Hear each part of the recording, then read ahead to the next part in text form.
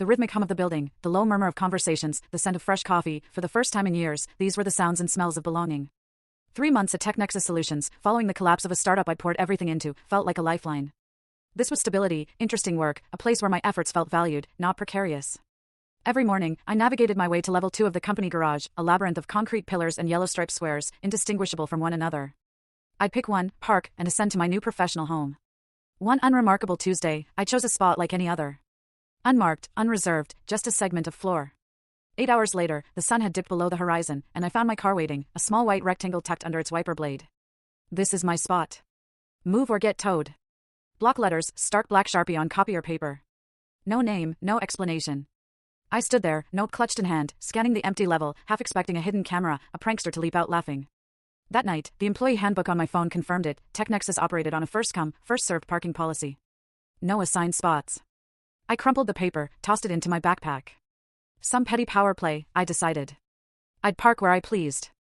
The next morning, I arrived a little earlier, around 7:15, and deliberately pulled into the same space. When I returned at 5:30, a second note awaited. This one held a torrent of angry, unrepeatable words, but the core message was searingly clear. I was disrespectful, ignorant, and if I dared to park there again, my car would be towed, at my expense.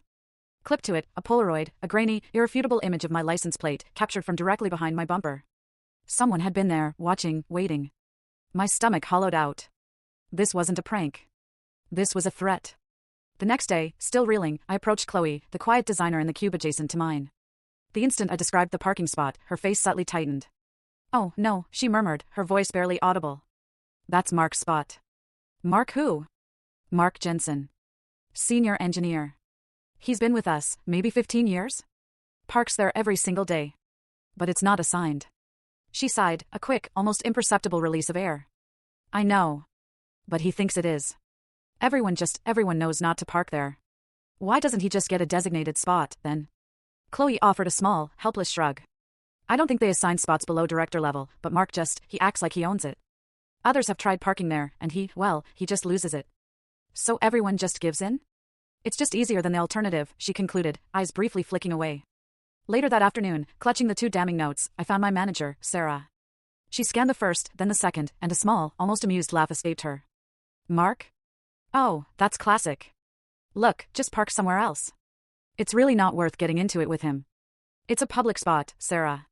He doesn't own it." My voice was sharper than I intended. "I know," she conceded, though her tone remained unruffled. "But he's been here forever. He's very particular about his routines. Don't miss the twist bottom left, full story."